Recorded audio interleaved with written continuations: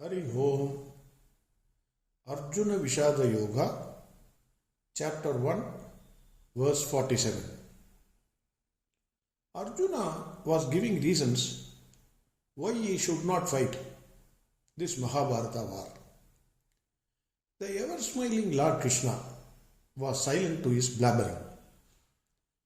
Arjuna became mentally weak, terribly weak. Your mental strength decides your physical strength. Swami Vivekananda said that there are hundreds of thousands of microbes surrounding us, but they cannot harm us unless we become weak. Until the body is ready and predisposed to receive them, there may be a million microbes of misery floating around us. Never mind. They dare not approach us. They have no power to get a hold on us until the mind is weakened. This is the great fact. Strength is life. Weakness is death. Strength is felicity. Life eternal, immortal. Weakness is constant strain and misery. Weakness is death. This is what Swami Vivekananda said. But unfortunately, Arjuna at present is mentally weak, which made him physically weak also. Verse 47. Sanjaya Vacha Eva Muktva Arjuna Sankhe Rajopatta Upavishate Visrutya Shasharam Chapam Shoga Samvigna Manasaha. Eva Muktva Arjuna Sankhe. Having spoken these words, Arjuna Radopasta Upavishate. He sat down on the chariot. Visrutya Shasharam Chapam. The bow and arrows which he was holding, they fell aside automatically according to me, because he has become mentally weak, so physically he is also has become weak. Shoka Samvigna Manasaga. His mind and heart is completely filled with sorrow. This verse means that Arjuna, having given all his reasonings, since he is mentally weak, unable to hold the bow and arrow, unable to stand because of his mental weakness, kept aside the bow and arrow and sat down in the chariot. His mind and heart were not able to think of any solution. Mind is a dangerous master, but a wonderful servant.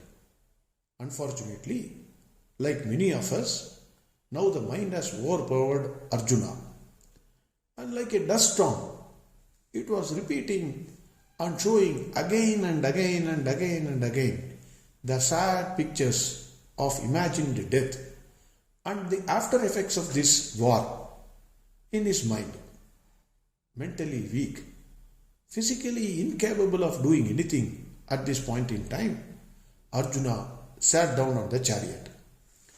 With this verse, the chapter 1, Arjuna Vishada Yoga, ends. Now the Sankalpa Vakya. Idi Srimad Bhagavad Gita So Upanishatso Brahma Vidyayam Yoga Sastre Shri Krishna Arjuna Samvade Arjuna Vishada Yogo Nama Pradhamho Dhyayaka. This means Sankalpa Vakya means concluding statement. What is the concluding statement? It is Srimad Bhagavad Gita. So, before that, each word throughout Bhagavad Gita has ocean of meaning. It is very difficult to understand and fully explain the meaning of each and every word. Bhagavad Gita, as we all know, since this song is given by none other than Lord Krishna, the Bhagavan of this universe, the creator, sustainer and destroyer, it is called Bhagavad Gita. Srimad means it contains all wealth and gives all wealth whatever one can imagine and wants and whatever he deserves. So that will be decided by God. You may want anything, but what you deserve only you will get by Lord Krishna. So that explains Srimad Bhagavad Gita Su. Upanishad Su. Bhagavad Gita is also a Upanishad. It contains the juice of all Upanishads. Generally, even today, the guide of a book is more interesting and understandable than the actual textbook itself. Here, Bhagavan himself extracts the milk and gives it to us. Bhagavad Gita is a nectar which contains solutions to all the problems of life. We have already seen this song. Sarvopanishado gavo dokta gopalanandanaga partho vatsaga sudhir bhokta duktam gitamrudam magade. Gitamrudam magade. Amrudam. It is an amrudam. It is a nectar. Brahma Vidya. Brahma Vidya means, who am I? Who is God? What is the relationship between me and God? What is this universe? Whether this universe is real or illusion. What is Sat? What is Asat? That is, what is real and what is unreal. Inquiry into all these things are called Brahma Vidya. Bhagavad Gita teaches Brahma Vidya and gives answers to all the questions. Hence it is Brahma Vidya. Yoga Shastra, every science has got two aspects. One is theory and other is practical. Studying the theory is comparatively easier than doing practical. Theory can be read and understood and may look very easy. For example, you read about swimming or car driving in a book. It looks very easy. Okay, that's it. You have to put the gear, you have to do this, or you have to get into the river and then move your hands and legs. Looks very easy. But when somebody throws you into ocean, most probably the result is obvious. So, you learn the swimming techniques starting from shallow pool, then get into a deep pool, then go to a river and face the challenges of the river, then you are ready to get into the sea. If somebody throws you into that sea at that time, you will sink. There is no problem. Similarly, all of us know life is challenging. Whirlpools are there. Difficulties are there. It need not be said or taught. All of us know. Every one of us.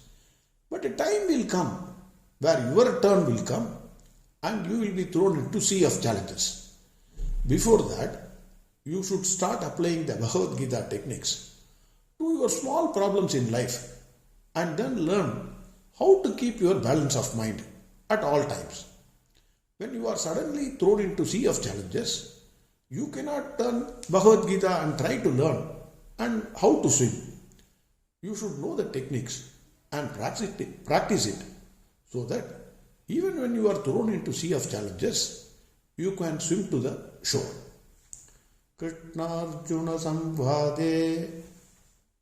The Krishna Arjuna Samvade means dialogue between teacher and student, between God and human being. In Hindu scriptures, the student has a right to question God and get answers from him. Lord Krishna finally says, I have said all that I need to say in the 18th chapter. End. Now it is your decision. Edechasi tata kuru. That is what Bhagavan says. Arjuna Vishada Yoga. There are two views on this. One view is that it indicates the name of the chapter. That is Arjuna's sorrow. Another view is that when you lead a trouble-free normal life, normally what you do? You go to office, come back, watch TV, read newspaper, talk politics, play some game and spend or waste your time.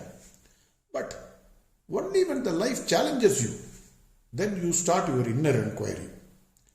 The best poem or best story has come from the worst sufferings of the poets and the authors. You go from place to place. Why this is happening only to me? It is actually happening to everybody. But we think it happens only to us. Generally, what we search, we generally get it. Hence, it leads us to search for answers to the problems of life.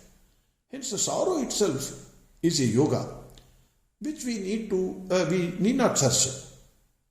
Generally, the sorrows come automatically to us. Here, I want to tell you that I don't wish this for anyone. It is not my intention also. But having born in this world, it is unavoidable. Sorrows are unavoidable. Challenges of life are unavoidable. To whichever religion you belong, to whichever God you pray, even if you are a non-believer in God, 100% the challenges of life are common to all. Only difference is, as I already said long back, the question paper is different for each individual. It is not same, nobody can copy. He has to write his own answers. This is the challenge of life.